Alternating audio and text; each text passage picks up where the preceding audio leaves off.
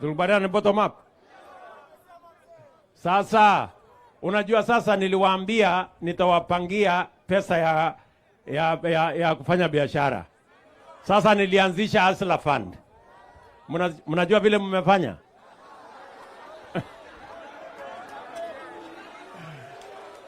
Nyinyi mnajijua nyinyi.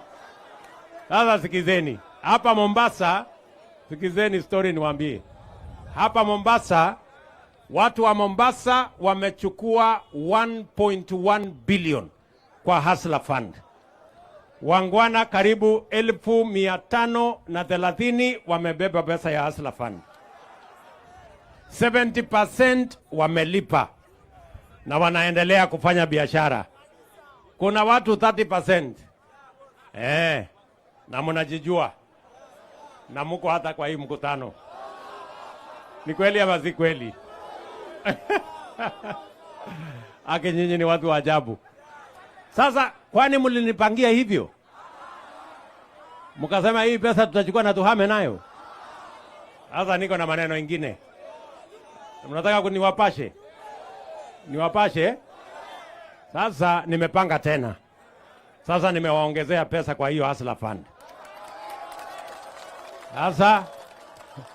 Sasa mjipange tena. Si ndio? Sasa nimesema tupatie nyinyi awamu ya pili. Na hiyo sasa tutakuwa tunapatia watu kwa vikundi. Wewe ungana na watu yako 10, mkuwe na kikundi. Hakuna haja ya kutafuta chief, usitafute mjumbe, usitafute MCA, usitafute anybody. Nyinyi mjipange kwa kikundi yenu pale kwa mtandao. Si mnajua mahali tunakutananga? Si komiti ya Hustler Fund ni wewe na simu yako? Kwani iko komiti nyingine unaenda kutafuta? Si wewe na simu? Sasa tumepanga awamu ya pili. Nyinyi mpande kikundi ya kidogo zaidi ni watu 10. Sasa nyinyi si mtaenda kuzungumza hapo kando leo? Watu 10 mjipange. Ama unasema saa hii? Haya, muende mjipange saa hii. Sawa? Na tumesema kwa sasa wale mtakuwa katika vikundi. Sio ile 2000, 3000, shilingi 500, sijui shilingi. Tutawapatia kati ya 20,000 na shilingi 1,000,000. Unasikia sasa? Lakini sasa iko shida kidogo. Shida kidogo. Sasa sikia. Sasa 20,000 hiyo na hiyo mpaka 1,000,000. Si ndio? Kama wewe umekopa kwa ile Hustler Fund, ile 500, 1,000, 2,000. Itabidi kwanza ulipe hiyo ndio upate hii 20,000, shilingi 1,000,000. Yaani sasa wewe mtu wa hapa, wewe mtu ya Likoni. Yaani wewe kwa akili yako wewe unaweza kuhepa na 500. Alafu nikuje nikupatie 20,000. Bana, ikai namna hiyo. Si ndio? Ama lazima tuamue kwa mkutano. Si ndio? Si lazima unalipia ile 500 ulihepa naye, alafu unapanga unapata 20,000. Ama kama ilikuwa 1,000 unalipa, alafu unapata ile 20,000. Ama namna gani? Si ndio? Hivyo ndivyo itakavyokuwa.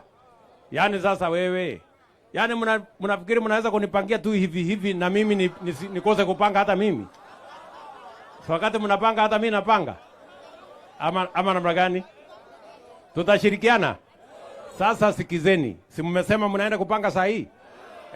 Saa hii endeni mpange. Nao. Na mambo mimi niko tayari upande wangu, pengine upande wenu. Mkuwe tayari. Na nimepanga pesa tayari na mimi niliwaambia ya kwamba hiyo pesa hakuna mtu atakuuliza umepiga kura kwa chama gani, atakuuliza ati wewe ni wa dini gani, ati sijui utafanya nini. Hiyo story haitakuweko. Sawa sawa. Jambo lingine tulikubaliana ni mambo ya kupunguza gharama ya maisha. Si tulikubaliana lazima tupunguze gharama ya unga? Ama tulikubaliana aje? Ni kweli ama si kweli? Gharama ya unga si ndio tupunguze? Sasa mimi nataka niwaulize. Sawa? Tulikubaliana njia ya kuteremusha bei ya unga unga haitoki sokoni, unga inatoka shambani. Kwani huku kwenu chakula inatoka sokoni? Si lazima mpaka uende shambani ndio chakula ipatikane? Si mnajua unga inatoka kwa mahindi? Ama nyinyi mnafikiri ati unga inatoka kwa nini? Si inatoka kwa mahindi?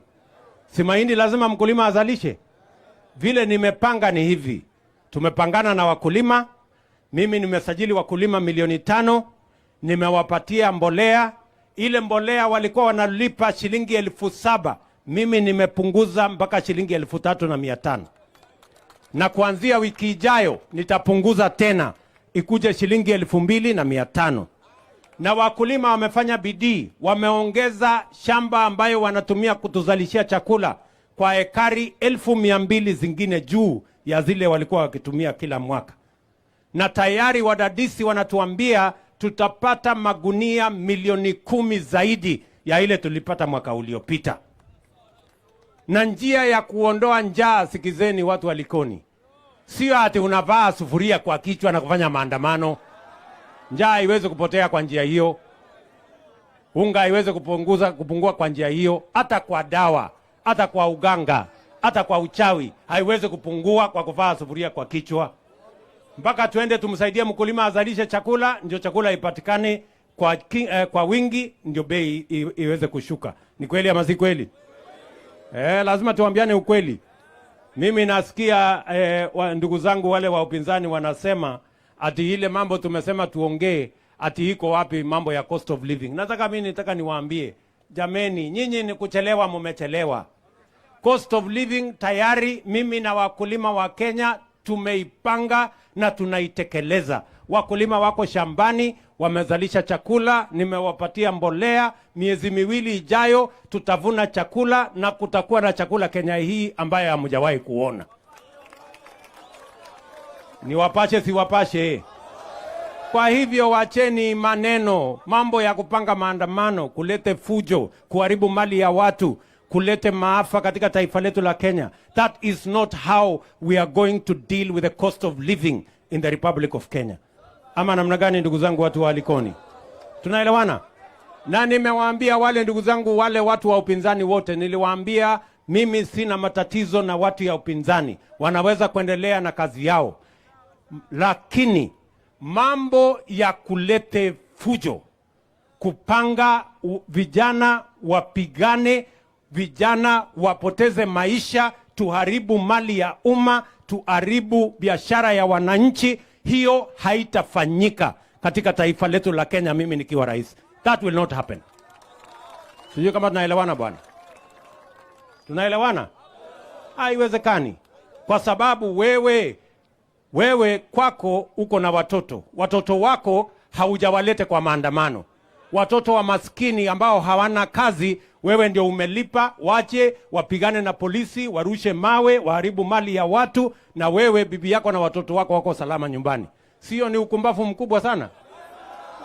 Pana hiyo pana. Kama mtu anataka maandamano, aanze na yeye mwenyewe, bibi yake na watoto wake wakuje kwa maandamano. Na wakuje na mawe. Ama ni aje watu wa Likoni? Ama ni aje? Yes. Hamuwezi kuwa ati watoto wenu mnawapeleka bunge. Watoto wa hao watu wa upinzani si wako katika bunge la East Africa? Kuna mtoto wa hapa Likoni yako bunge la East Africa? Sasa watoto wenu mnawapeleka bunge. Watoto wa hawa wa Kenya mnawapangia mawe, maandamano, wapigane na polisi. Hiyo ni unafiki kiasi gani, my friends? Sijui kama tunaelewana. Na ndio nimewaambia please tuheshimiane, tukubaliane. Kenya ya fujo, vita, kuharibu mali, maafa, kuharibu biashara, hiyo haitakuwa Kenya hii, watafute Kenya ingine. Hapa tutapanga mambo yetu kwa heshima, kwa desturi, kwa amani. Ama namna gani? Sijui kama tunaelewana. Watu wa Likoni mnakubaliana na mimi? Hebu wale wanasema tunakubaliana pamoja, tuendelee na hiyo safari. Hiyo ndio story. Maneno tuendelee Kenya. Na kazi yetu kubwa iwe ni kupanga vile hawa vijana watapata ajira. Vile tutapanga tuzalishe chakula ya kutosha. Vile tutapanga Kenya iweze kusonga mbele. Saa hizi mimi tayari nimeapprove. Tumesema kwa sababu tunataka kuongeza watalii hapa pwani. Serikali tumeagiza ya kwamba Fly Dubai ambaye ilikuwa imefungiwa kuja hapa Mombasa kuanzia wiki iliyopita, sasa tumetoa taarifa ya kwamba Fly Dubai will be flying to Mombasa, direct to Mombasa 4 times a week, every week watakuwa wanatuletea watalii hapa Mombasa. Vile vile Ethiopia Airlines watakuwa wanafly watalii direct to Mombasa. Sasa mimi nataka niwaambie, niwaulize, mimi nitakuwa nashinda nikipanga vile watalii watakuja hapa, na kuna viongozi wengine wanapanga vile watalii watafukuzwa hapa na maandamano na fujo na wale ni maadui, si maadui wa watu wa Mombasa, si maadui wakubwa, kwa sababu tukikosa watalii tutakosa ajira, mahali ya kuuza chakula itakosekana. So mimi nawaulizeni jameni, watu wa Mombasa na watu wa hapa Likoni, mnakubali tushirikiane tuendelee pamoja hiyo safari? Tuendelee pamoja, sio? Na tupange maendeleo ya Kenya. Tuko pamoja. Hii barabara yenu niliwaeleza, barabara ya kutoka Dongokundu Mwache mpaka hapa Kibundani, mimi nitarudi hapa March kuifungua, kwa sababu nimeweka kasi na nimesema hiyo kazi imalizike, kwa sababu tunataka kuunganisha mainland ya Mombasa huku Kwale na turahisishe usafiri. Hapa Dongokundu, nataka munisikize vijana, muko? Vijana wa hapa muko? Hapa Dongokundu nimepata sasa waegezaji, na tayari walikuwa hapa juzi. Mimi nitarudi hapa kabla ya Disemba mwaka huu kuja kuianzisha rasmi mpango wa Dongokundu ambayo itatupatia manufacturing, itapatia sisi value addition, itatuongezea processing, ndio nipange ajira ya vijana karibu 20,000 ya kwanza in the next 2 to 3 years, na vijana hawa watakuwa vijana kati yao wameketi hapa. Tutaenda pamoja tufanye kazi pale Dongokundu. Vijana wa hapa mko tayari? Mko tayari? Kwa finance bill, nataka vijana mnisikize tena. Kwa finance bill hii ambayo tumepitisha bunge na hii ambayo kotini tayari imekubali, tumepitisha ya kwamba hatutakuwa tunaagiza vitu kutoka nje ambazo vijana wetu hapa Kenya wanaweza kutengeneza. Tutaanza na kutengeneza ile inatengenezwa na vijana wa Kenya. Furniture, mimi nimesema mambo ya furniture, ati tunaagiza kutoka Ulaya, ati tunaagiza kutoka sijui China, ati kitanda, ati kiti, ati sijui meza. Mimi nataka nikuulize wewe mtu ya hapa Likoni, kwani kitanda hii iko na ujuzi gani ambaye vijana hawa hawawezi kufanya? Kwani kitanda inahitaji nini? Si kitanda ni mbao na msumeno na randa na nyundo na msumari, si kitanda iko tayari? Sasa mtu anatuambia ati anaenda kuagiza kutoka Ulaya, sio? Ni mtu ni wazimu. Na ndio nimesema tunafunga, hakuna kitanda itatoka tena Marekani ama Ulaya. Kitanda itatengenezwa na hawa wananchi.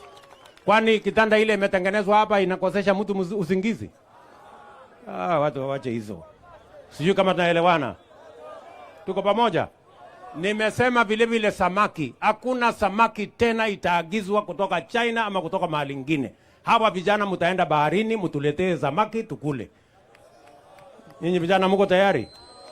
Ama nyinyi mnataka tuendelee ati kuagiza samaki kutoka China? Sio? Ni ukumbavu mkubwa sana. Yaani tuko na vijana hapa hawana ajira. Samaki ndio wale wamekwama kule mtoni, hakuna mtu ameziendea. Alafu tunaenda kuagiza sijui kutoka dunia gani. Sio? Ni upuzi mkubwa sana. So mimi nimesema katika hii budget mambo ya kuleta samaki kutoka nje ikome. Mambo ya kuleta chuma kutoka nje, tutatengeneza chuma hapa Kenya. Mambo ya kuleta simiti kutoka nje, tutatengeneza yetu hapa Kenya. Ile ya kutoka nje ingoje. Mambo ya viti sijui furniture kutoka nje, tutafanya hapa Kenya. Ndio vijana hawa tuwapatie ajira jameni. Kwani hawa vijana mbona tunawadharau hivi? Kwani nyinyi hamwezi kutengeneza hii furniture? Hamwezi kuenda kuvua samaki? Hamwezi kufanya hii kazi yote? Hapana. Na ndio unaona hawa watu wanajaribu kunipangia maandamano kwa sababu wametuzoea. Na mimi nimewaambia watakutana na hasla, mtu mwenye anaelewa matatizo ya wananchi mwaka huu. Wakwende kabisa. Unajua wale wanapinga hii mpango ni kwa sababu ati wanataka kutuletea furniture ati ya kifahari. Wacha tutengeneze hii yetu mpaka itakuwa ya kifahari siku moja. Ama namna gani? Tumeelewana? Watu wa Likoni tumeelewana? Mnataka nipange hii kazi ama mnataka wale watupangie maandamano? Nipange hii kazi? Nipange hii kazi? Ajira ya hawa vijana nipange? Biashara yetu Kenya nipange? Na kuzalisha chakula Kenya nipange? Hebu nione wala anasema tupange hapa kazi nyumbani. Basi. So mimi nataka niwashukuru sana kwa kunisikiza. Mjue nawapenda sana na sitaenda sana, nitarudi tena. Si ndio? Sawa. Hapa niko na ndugu yangu anaitwa Musalia Mudavadi. Mnajua huyo muungwana?